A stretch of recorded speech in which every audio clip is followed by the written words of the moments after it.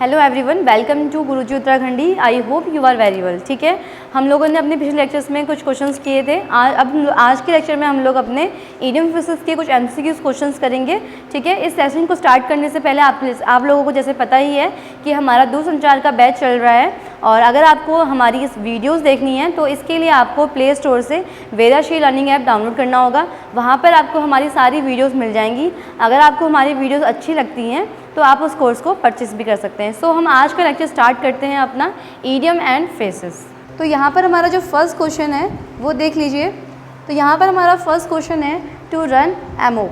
ठीक है, तो यहाँ पर ये इडियम है या फ्रेज है, तो उसका मीनिंग देखते हैं कि टू रन एमोक का यहाँ पर मीनिंग क्या होगा। तो यहाँ पर जो मीनिंग है वो है to run about in a frenzy. तो यहाँ पर मीनिंग क्या हो गया टू रन एमोक का? To run about in a frenzy. तो यहाँ पर फ्रेंजी का जो मीन्स है वो क्या है? क्रेजी से। ठीक है, तो यहाँ पर जो फ्रेंजी की जो मीनिंग है उसका या फिर अदर वर्ड जो मीनिंग है वो है क्रेजी। यानी कि क्रेजी मतलब आपको पता है क्या होता है? ठीक है, मतलब ऐसे पागलों की तरह दौड़ना, इधर से उधर दौड़ना, वहाँ पर क्रेजी की बात की जा रही है, तो उसे हम बोलते हैं टू रन एमोक। तो फर्स्ट क्वेश्चन आपको क्लियर हुआ होगा कि टू रन एमोक यहाँ पर इसका जो मीनिंग है वो क्या है? To run about in a frenzy, यानी कि पागलों की तरह इधर से उधर दौड़ना, बे मतलब की बात का।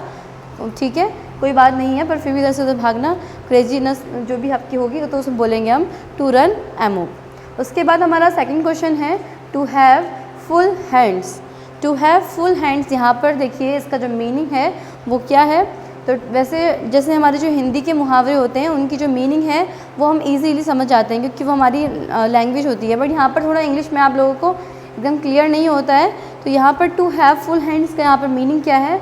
To be fully occupied. ठीक है, टू बी फुली ऑक्यूपाइड का आप मीन्स ले सकते हैं कि बिल्कुल बिजी रहना। बिजी रहना यानी कि जो आप किसी मान लीजिए कोई ऑफिस में काम करता है या फिर ऑफिस में कोई हेड है, तो वहाँ पर क्या होता है, उसका दिन भर में यही काम रहता है कि वो क्या करता है, मीटिंग फिक्स करते रहता है, फाइल्स को कंप्लीट करते रहता है, इस प्रोजेक्ट में हमें ऐसा करना है ये सोचते रहता है। तो वहाँ पर क्या करता है, वो हर वक्त बिजी रहता है अपनी मीटिंग्स को लेकर, अपनी फाइल्स के, अपनी प्रोजेक्ट को लेकर। तो वहाँ पर हम लोग क्या यूज़ करते हैं? टू हैव फुल हैंड्स, यानी कि जो है वो क्या है, बहुत बिजी है, टू बी फुली ऑक्यूपाइड। तो ये क्वेश्चन भी आपको समझ में आया होगा कि टू हैव फुली हैंड का यहाँ पर मीनिंग है टू बी फुली ऑक्यूपाइड। ठीक है, देन उसके बाद हमारा थर्ड क्वेश्चन है ट्विंकलिंग ऑफ एन आई। अब ट्विंकलिंग ऑफ एन आई का यहाँ पर क्या मीन्स है देखते हैं। Very quickly. ठीक है, बहुत तेज़ से कोई भी चीज़ को करना या फिर कोई भी काम को करना, तो ट्विंकलिंग ऑफ एन आई कहते हैं। अब यहाँ पे ट्विंकल का देखिए, आपको पता है जो हमारे स्टार्स होते हैं या फिर हमारी जो आई होती है वो भी एकदम से कब पलक झपक जाती है, वहाँ पे हमें पता नहीं चलता। तो वहाँ पे क्या है कि क्विकली कोई भी काम जो है बहुत क्विकली यानी कि बहुत तेज़ी से हो रहा है, तो वहाँ पर हम उसे बोलते हैं क्या? ट्विंकलिंग ऑफ एन आई।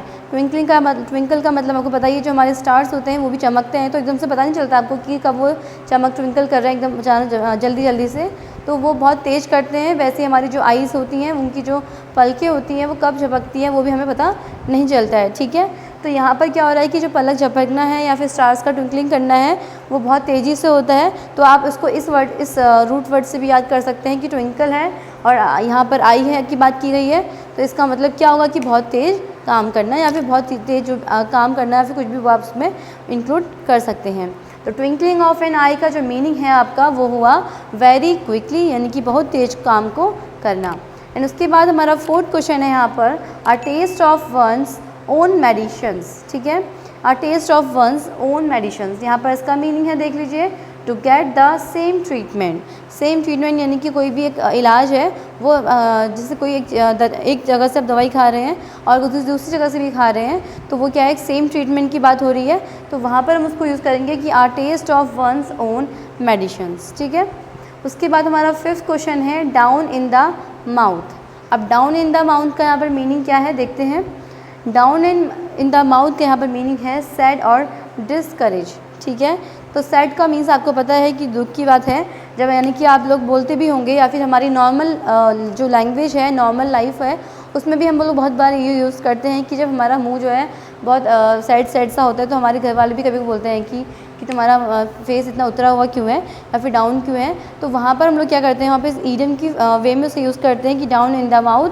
तो डाउन इन द माउथ का मीन्स है कि आप जब दुखी होते हैं तो आपके फेस से हमें पता चल जाता है कि वो दुखी है या नहीं है। ठीक है, अगर आप हैप्पी हैं या फिर सैड है, तो वो आपके फेस को देख के हम सामने वाला इंसान जो है वो आपको पहचान सकता है कि उसका आपका फेस जो है कैसा है। तो यहाँ पर जो डाउन इन द माउथ का जो मीनिंग है वो क्या है, सैड या फिर डिसकरेज। उसके बाद हमारा 6 क्वेश्चन है गेट कोल्ड फीट। अब गेट कोल्ड फीट का यहाँ पर क्या मीन्स है, टू बिकम नर्वस। जब आप कोई भी चीज़ के लिए नर्वस होते हैं तो आप एकदम ठंडे पड़ जाते हैं, ठीक है। तो जब ठंडे पड़ जाते हैं, बहुत नर्वसनेस है आपको, अगर बहुत नर्वस कुछ या फिर कोई आप कॉम्पिटिशन देने आ रहे हैं या फिर आप कोई इंटरव्यू दे रहे हैं उसके लिए, या फिर कोई भी एग्ज़ाम किसी चीज़ में पार्टिसिपेट करने के लिए इंटरव्यू हो रहा है, तो वहाँ पर आपको क्या करना पड़ता है, इंटरव्यू देना पड़ता है। तो उस इंटरव्यू में अगर आपको जाने से पहले क्या होता है कि बहुत सारी घबराहट होती है और उसमें फील कोल्ड कोल्ड फील भी हो सकते हैं, क्योंकि आप बहुत घबराहट या नर्वसनेस के बारे क्या होता है, ठंडे पड़ जाते हैं। तो वहाँ पर हम उसे बोलते हैं कि गेट कोल्ड फीट, ठीक है। तो यहाँ पर हमारा 6 क्वेश्चन था गेट कोल्ड फीट, तो उसका जो मीनिंग है वो है टू बिकम नर्वस, ठीक है। उसके बाद हम लोग नेक्स्ट क्वेश्चन स्टार्ट करते हैं अपना 7th क्वेश्चन। तो 7th क्वेश्चन क्या है, देखिए, गेट द बॉल रोलिंग। अब गेट द बॉल रोलिंग यानी कि जो बॉल है वो रोलिंग कर रही है, ठीक है। तो रोलिंग कर रही है तो उसकी मीनिंग क्या है यहाँ पर देख लेते हैं। तो यहाँ पर इसकी जो मीनिंग है वो है टू बिगिन या फिर टू स्टार्ट, यानी कि कोई भी काम को या फिर कोई भी चीज़ को शुरू करना, हम उससे क्या बोलते हैं इडियम्स में, गेट द बॉल रोलिंग। तो यहाँ पर हमारा 7th क्वेश्चन है गेट द बॉल रोलिंग, उसकी जो मीनिंग हो जाएगी यहाँ पर to begin to start, okay. And उसके बाद हमारा 8th क्वेश्चन है hear on the grapevine, ठीक है, hear on the grapevine. अब यहाँ पर ग्रेप वाइन की बात की गई है, आपको पता होगा ग्रेप वाइन का मीन्स क्या है, और हेयर मतलब होता है सुनना। तो इसकी मीनिंग को हम देखते हैं, इसकी मीनिंग क्या है। तो यहाँ पर है to hear rumours about someone और समथिंग, ठीक है, यानी कि दूसरों की किसी के बारे में अफवाहें जो होती हैं सुनने के लिए, ठीक है। तो किसी की अफवाह सुनने के लिए यहाँ पर बात की गई है, किसी की अफवाहें सुनते हैं हम लोग, तो वहाँ पर हम लोग क्या बोलेंगे, hear on the grapevine, ठीक है। यानी कि यहाँ पर क्या है, बात की गई है, अफवाहों की बात की गई है, यानी कि किसी के बारे में कोई अफवाह होती है तो हम उसे अगर सुनते हैं तो उसे हम बोलते हैं hear on the grapevine. उसके बाद हमारा 9th क्वेश्चन है नकल सैंडविच। नकल सैंडविच का मीन्स यहाँ पर क्या है, तो देखते हैं meaning, a punch in the mouth, ठीक है, यानी कि मुंह पर कोई अगर पंच करता है तो उसे हम बोलते हैं नकल सैंडविच। तो यहाँ पर हमारे 9th क्वेश्चन है नकल सैंडविच, जिसका मीनिंग है अ पंच इन द माउथ, यानी कि अगर किसी के मुंह पे अगर मारते हो आप तो उसे हम बोलेंगे क्या, नकल सैंडविच। उसके बाद हमारा 10th क्वेश्चन है यहाँ पर get down to brass track, ठीक है, get down the brass track. तो इसकी जो मीनिंग है वो देख लेते हैं, deal with the important details, ठीक है, कोई इंपॉर्टेंट मीटिंग्स या फिर कोई भी इम्पॉर्टेंट चीज़ है उसकी जो डील करना है, डिटेल्स जो भी हमारी इंपॉर्टेंट डिटेल्स हैं उनकी डील करना, यहाँ पर क्या कहला रहा है आपका, get down to brass track, ठीक है, ट्रैक। उसके बाद हमारा है 11th क्वेश्चन है थ्रो थिक एंड थिन, ठीक है। तो थ्रो थिक एंड थिन का मीन्स क्या है, अंडर ऑल सर्कमस्टेंसेस, ठीक है। अंडर ऑल सर्कमस्टेंसेस का मीन्स क्या है कि हर हाल में उस काम को करना, यहाँ पर हमारा क्या कहलाता है, अंडर ऑल सर्कमस्टेंसेस। तो यहाँ पर जो थ्रो थिक एंड थिन का मीन्स है वो ये है कि हर हाल में किसी भी काम को करना हमारा क्या कहलाता है, ईडियम्स एंड फ्रेजेस के वेज में, through thin and thick and thin, ठीक है। तो यहाँ पर हम लोगों ने 11 क्वेश्चंस कर लिए हैं। अब आगे देखते हैं कुछ क्वेश्चंस और।